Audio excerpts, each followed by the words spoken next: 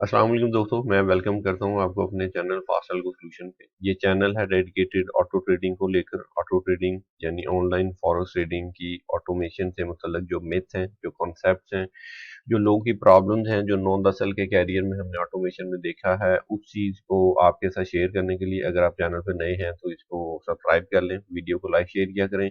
ये जो वीडियो है इसलिए इम्पोर्टेंट है कि पिछली कुछ वीडियोस की सीरीज है और जिसमें हम एक कॉन्सेप्ट को लेके चल रहे हैं, किस तरह से एक हमने बेसिक आइडिया को उन फेजेस में से गुजारना है कि आहिस्ता आहिस्ता आप उसको एक ऑटोमेशन की ऐसी प्रोडक्ट बना सकें, ऐसी स्ट्रेटजी बना सकें, ऐसा सिस्टम बना सकें कि आप अपने पैसे लगाने से पहले इतने कॉन्फिडेंट हो सकें कि आप उसको यूज कर सकें। उसमें कौन कौन सी ऐसे चैलेंजेस आते हैं, चीज़ें आती हैं, उन चीज़ों को आपके साथ शेयर किया था। और लास्ट वीडियो नहीं देखी तो वो लाजमी देख लें, कॉन्टेक्स्ट आपको ज़्यादा बेहतर तरीके से समझ आ जाएगा।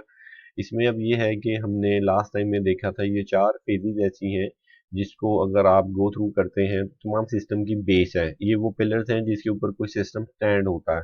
अब जाहिर बात है ये इतनी डिटेल में नहीं है, लेकिन हमने इसको थोड़ा थोड़ा डिस्कस किया था ताकि आपको एक कॉन्सेप्ट क्लियर हो जाए।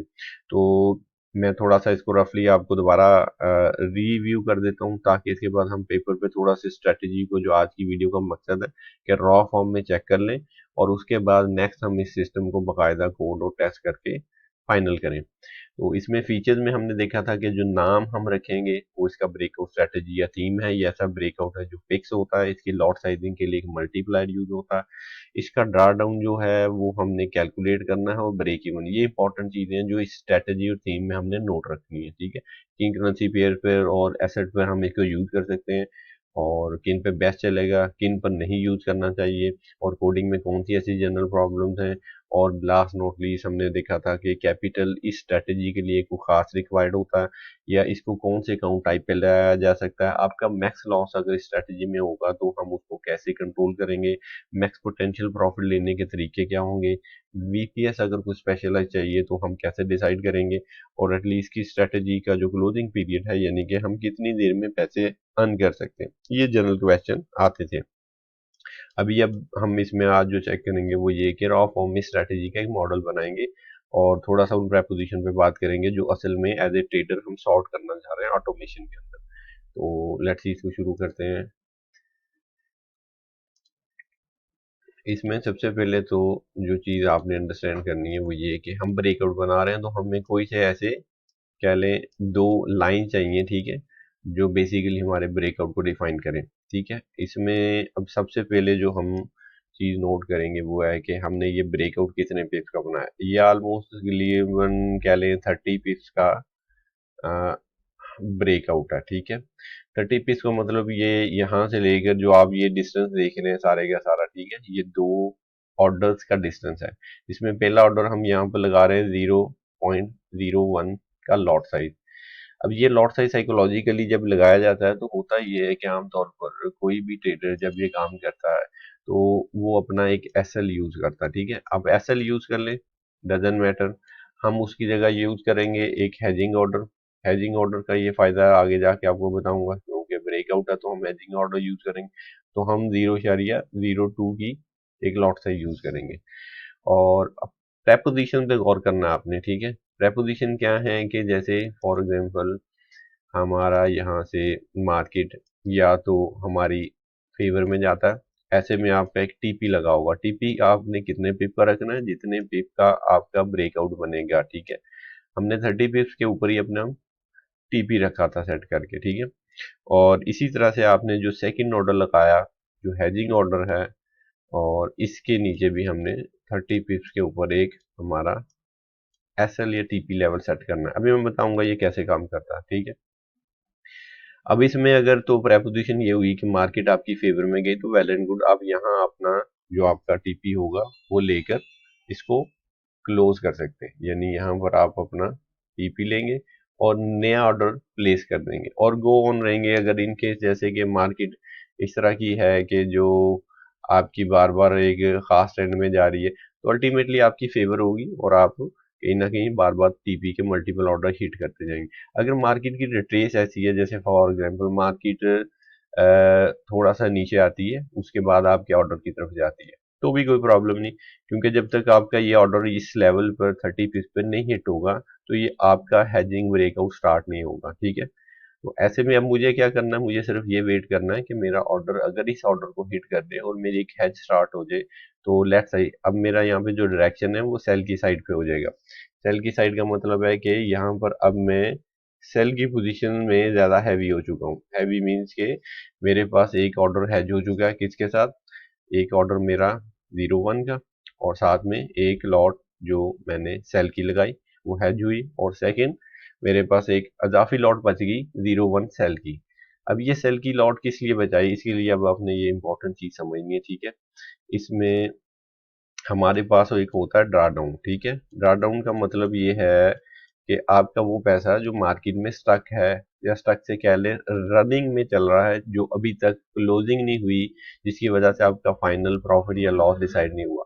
अब हम इसको भी एक यूनिट के तौर पर ले लेते हैं। जैसे फॉर एग्जांपल, अगर मेरा ये ऑर्डर वापस आके इस ऑर्डर के साथ मिला के एक हैज ओपन करता है, तो मुझे यहाँ पर चले $3 का ऑलमोस्ट कह ले एक ड्रा डाउन है जो लॉक कर दिया मैंने।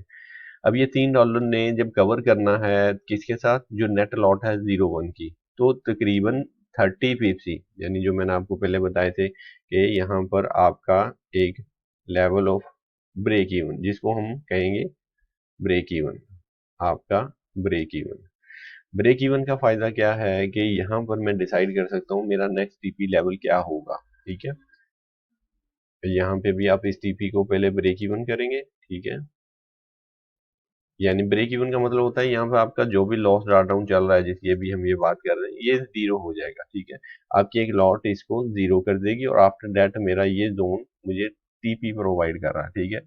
अच्छा, अब मेरे पास सिचुएशन क्या आ चुकी है, मेरे पास सिचुएशन ये है कि अगर इन केस मार्केट यहाँ से सेल का हैज ओपन करने के बाद भी नीचे मेरे टीपी तक नहीं आती, और किसी जोन एरिया से वापस मुड़ जाती है, किसी भी जोन एरिया से, ठीक है, वापस चली जाती, तो ये जो अगेन लेवल मैंने यहाँ पे रखा, क्या, इसको मैंने फर्स्ट ऑर्डर का लेवल का, यहाँ पर मैं एक 0.04 की लॉट साइज जो है वो ओपन करूंगा, ठीक है। 0.04 की एक लॉट साइज, ठीक है। अब 0.04 की लॉट साइज से अगर मार्केट इस पॉइंट को हिट करती है, तो अल्टीमेटली क्या होगा, मेरे पास एक नई हैज स्टार्ट हो जाएगी। अभी मैंने बेसिकली क्या कर रहा हूँ, मैं आपको थोड़ा सा और एक्सप्लेन करता हूँ। ये एक फिक्स ब्रेकआउट है 30 पिप्स में। आपने तीन चीजें इसमें नोट करनी है, ठीक है। नंबर एक, आपने नोट करना है कि हमने कितने पिप्स का ब्रेकआउट बनाया, 30 पिप्स का। फिर हमारा लेवल ऑफ ब्रेक इवन क्या होगा, ठीक है, ये मस्त बताओ, ये भी 30 पिप्स है, ठीक है। 30 पिप से कम ज्यादा हो सकता है, उस पर बाद में बात करेंगे। और इन केस मैं जब हैज करके अपनी पोजीशन चेंज करूंगा, तो यहाँ से लेकर जो नेक्स्ट मेरे पास ब्रेक इवन लेवल है वो भी 30 पिप्स का। तो अगर मैं इसको ऐसे नोट करूं कि मेरे पास कोई भी एक पोजीशन फाइनल टीपी आने से पहले पहले मुझे कितने पिप मार्केट में कवर करने हैं बाय डायरेक्शन, तो वो ऑलमोस्ट बनते हैं 60 पिप्स। 60 पिप्स, यानी मार्केट 60 पिप्स में किसी भी डायरेक्शन में जाएगी, तो मुझे उसमें परेशानी की जरूरत नहीं। मेरा एक तो ऑर्डर हैज हो जाएगा, मेरा जो ड्रा डाउन है वो लॉक हो जाएगा, और मेरी डायरेक्शन साथ में री एंटर हो जाएगी मार्केट में अगेन, ठीक है।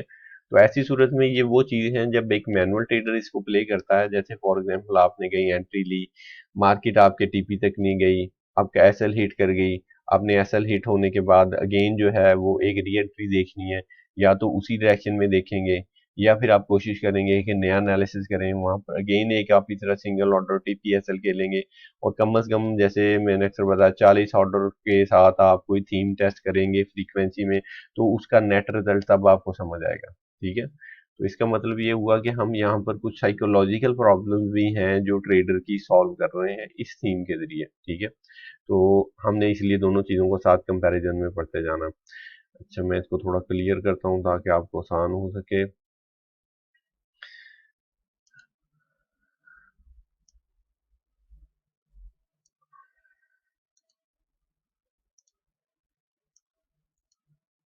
अच्छा जी, अब इसमें हम इसको थोड़ा सा फ्रीक्वेंसी में एक पूरा मॉडल देख लेंगे ताकि हमें आसानी हो सके, ठीक है। अब मार्केट फॉर एग्जांपल आपके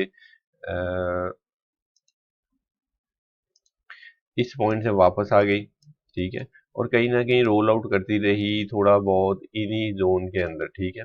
इससे पहले कि मार्केट में जो आपके ये अल्टीमेट लेवल थे कौन थे, आपके ऑर्डर से 60 पे ऊपर या नीचे के, ठीक है, ये मार्केट ने हिट करने हैं, ठीक है। अगर आपको एक जनरल एनालिसिस है, जनरल एनालिसिस का मतलब होता है कि आपको किसी भी मार्केट में जो भी आप एनालिसिस यूज करते हैं, आपको ये पता है कि मार्केट ऑलमोस्ट तकरीबन यहाँ से, मुझे ये मेरा एनालिसिस कंफर्म कर रहा है कि 60 to 90 पिप्स, 60 to 90 पिप्स अगर मार्केट मूव कर सकता है किसमें, किसी एक डायरेक्शन में, चाहे वो बाय की हो चाहे वो सेल की हो, ठीक है।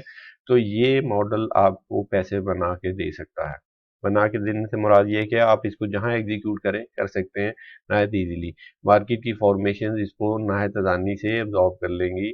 और ये इंट्राडे बड़ा शॉर्ट मॉडल मैंने आपको बताया उन लोगों के लिए जो खास तौर पर अभी एग्जीक्यूट बहुत ज़्यादा ऑर्डर नहीं कर पाते, मार्केट का बड़ा स्ट्रक्चर नहीं देख पाते, मनी मैनेजमेंट को ज़्यादा डीपली कैलकुलेट नहीं कर सकते, तो ब्रेकआउट का सिंपल स्ट्रक्चर, और ये कोई नई चीज़ नहीं है, ये कोई ऐसा मिथ नहीं है जो मैं आपसे डिस्कस कर रहा हूँ, ये ऑलरेडी स्ट्रैटेजी थी मौजूद होती हैं। सिर्फ हमने एट द एंड इसमें ये देखना है कि हमने इसमें क्या ऐसा ट्वीक किया, क्या ऐसे प्रॉब्लम सॉल्व की हैं कि इसको प्रैक्टिकल फॉर्म की शक्ल दी जा सकती है, और हम इसको कैसे यूज करेंगे।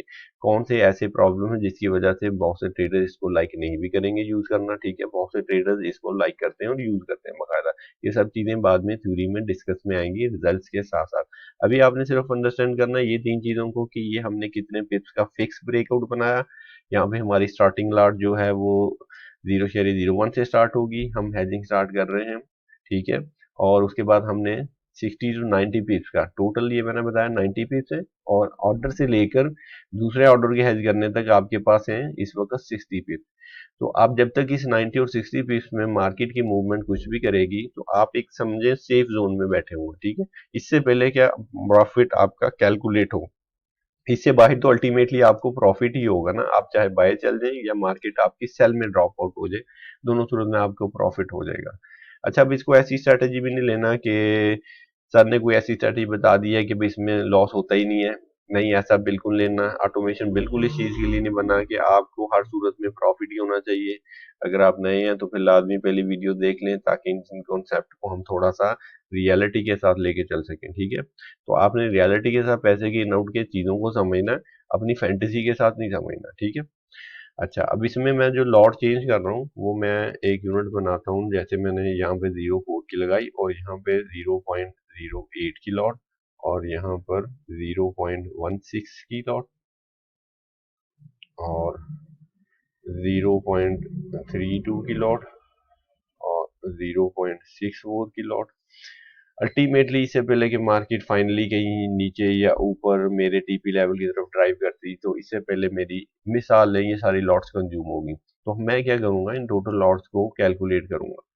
इन टोटल लॉट्स को जब भी आप कैलकुलेट करेंगे मार्केट के हिट करने के बाद, तो आपकी एक साइड हैवी होगी, या आप बाय साइड पे मार्केट के साथ डायरेक्शन पकड़ लेंगे या सेल साइड पे डायरेक्शन पकड़ लेंगे। तो ये दोनों सूरत हाल में आपके लिए मार्केट आपको फेवर दे देगी अगर मार्केट की मूव आपके 60 या 90 पिप की हो गई तो, ठीक है। अच्छा, अब इसमें जो यूज हो रहा है इंपॉर्टेंट चीज, वो आपने तीसरा पॉइंट ये नोट करना है कि आप इसमें एक मल्टीप्लायर यूज कर रहे हैं। मल्टीप्लायर क्या होता है अभी मैं बताता हूँ आपको। मल्टीप्लायर जो होता है ये होता है जिसकी बेस पर आप यूज करते हैं किसको, ये लॉट साइजिंग को। जैसे मैंने यूज किया 1 2 4 8 16 बत्ती, अब ये रेंडमली मैं चूज नहीं कर रहा, इसका एक तरीका कार है जिसको मैंने क्या किया, एवरी लॉट को 2 से मल्टीप्लाई किया और नेक्स्ट लॉट के साथ उसको वहां पे लगाया, ठीक है। तो 2 का मल्टीप्लायर यूज कर सकते हैं आप वहाँ पे, 2.5 या 2.5 का यूज कर सकते हैं आप, 3 का मल्टीप्लायर यूज कर सकते हैं, 3.5 का यूज कर सकते हैं, क्योंकि ये माइक्रो काउंट्स के लिए अभी स्टैंडर्ड काउंट्स भी इसकी प्रेपोजिशन 10 गुना ज्यादा होती है, ठीक है। तो हम इसको सबसे छोटी लॉट से और माइक्रो काउंट्स में कैसे यूज कर सकते हैं उसको देखेंगे, ठीक है। तो अभी हमने जो यूज किया वो सिंपल क्या है, 2 का मल्टीप्लायर, ठीक है। तो 2 का मल्टीप्लायर या कोई भी मल्टीप्लायर यूज करने से बेसिकली फायदा या हमें जो एडवांटेज है वो क्या मिलता है, उसको भी एक जनरल सा आइडिया ले लें आप, ठीक है, कि ऐसा करने से हमें क्या आइडिया मिलता है कि मैं बड़ा या छोटा मल्टीप्लायर क्यों यूज करूंगा। तो जब भी आप मल्टीप्लायर को ज्यादा करेंगे ना, बढ़ाएंगे तो आप एक चीज नोट करेंगे, आपका ये जो ब्रेक इवन पॉइंट था, ठीक है, ये जो ब्रेक इवन जहां से मार्केट ने अल्टीमेटली अभी 90 पिप्स का बन रहा है टोटल जोन का, ठीक है, ये आपका कम हो जा जाएगा जैसे जैसे आपका मल्टीप्लायर ज्यादा होगा, आपका ये ब्रेक इवन का पीरियड मार्केट के पास आता जाएगा, ठीक है, ये लेवल करीब हो जाएगा, जिससे क्या होगा, आपका ब्रेक जल्दी बंद होने के चांसेस बढ़ जाएंगे। अच्छा, ये ब्रेक्स में आपका जो ये था फर्स्ट लेवल, ये सेम रहेगा, तो इसका मतलब ये हुआ कि अगर मैं मल्टीप्लायर ज्यादा करता हूँ तो मैं उससे सिर्फ एक फायदा ले रहा हूँ कि मेरा ब्रेक इवन जल्दी हिट हो और मुझे प्रॉफिट जल्दी आ जाए, ठीक है, नंबर एक। नंबर दो ये कि बाद दफा किसी ऐसी पोजीशन पे मैं ब्रेकआउट ज्यादा यूज कर रहा हूँ मल्टीप्लायर के साथ जहां पर मुझे पॉसिबिलिटी ज्यादा है कि मेरा जो विनिंग है वो ज्यादा पॉसिबल है, ठीक है, वरना मैं उससे एक नॉर्मल मल्टीप्लायर भी यूज कर सकता हूँ। तो सिंपल ये दो कॉन्सेप्ट ध्यान में रखने हैं मल्टीप्लायर के यूज करने। तो मैं अगेन रिपीट करता हूँ, मैंने तीन चीजें आपको इसमें डिफाइन की, ठीक है।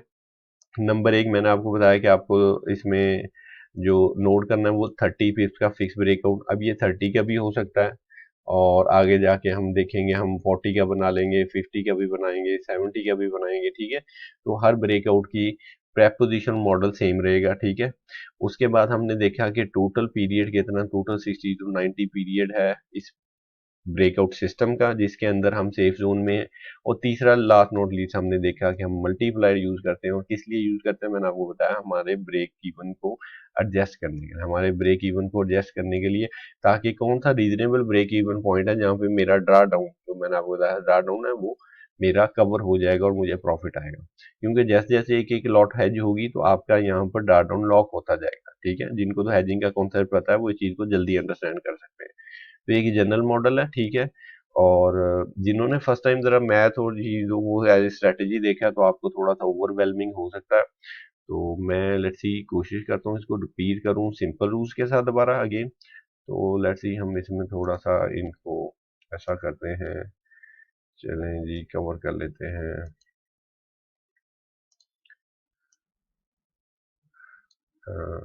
जस्ट वन सेकेंड, हम अपने बोर्ड में इन चीज़ों को क्लियर करते हैं थोड़ा सा।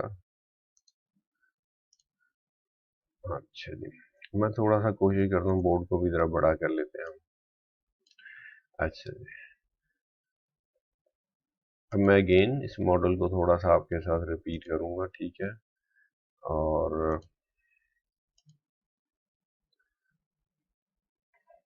तो ये सिंपल एक ब्रेकआउट मॉडल जिसमें आपने एक 0.01 की लॉट लगाई, ठीक है, जिसको हमने एसएल से नहीं, एक ऑपोजिट लॉट से जो 0 शेयर या 0.2 की थी एच किया।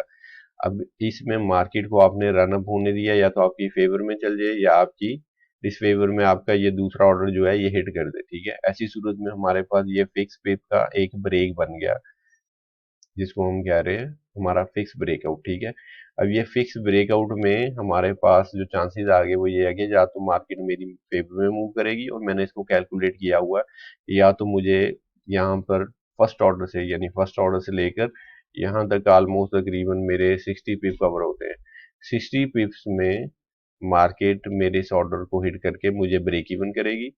ब्रेक इवन का मतलब क्या है, ब्रेक इवन का मतलब है यहाँ पर मेरा जो ड्रा डाउन चल रहा था, ड्रा डाउन जो मैंने आपको बताया, आपका जैसे फर्स्ट ऑर्डर का ड्रा डाउन है $3 का, ठीक है, -3 कर लेते हैं। अगर इन केस दूसरा ऑर्डर भी मेरा मार्केट वापस जाके हेज करती है, ठीक है, किसी पॉइंट, तो मैंने अपनी लॉट को एक खास मल्टीप्लायर के जरिए बढ़ा दिया, ठीक है। मल्टीप्लायर मैं यहाँ पे यूज कर रहा हूँ +2 का, और मैंने इसके आपको फायदे पहले बताए क्या होते हैं ज्यादा काम करने के।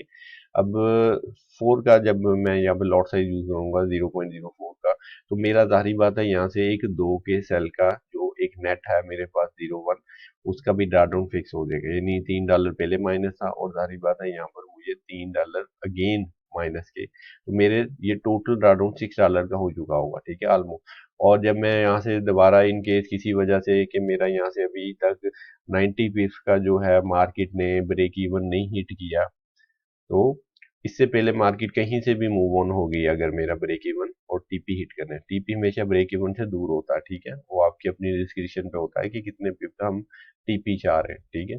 टीपी हिट होने से पहले मार्केट कहीं से मूव करके आपके ऑर्डर लेवल पर आ गई, ठीक है, तो आप वहां पर ऑर्डर को हेज कर देते हैं और पिछला जो ड्रा डाउन था वो लॉक हो जाता है।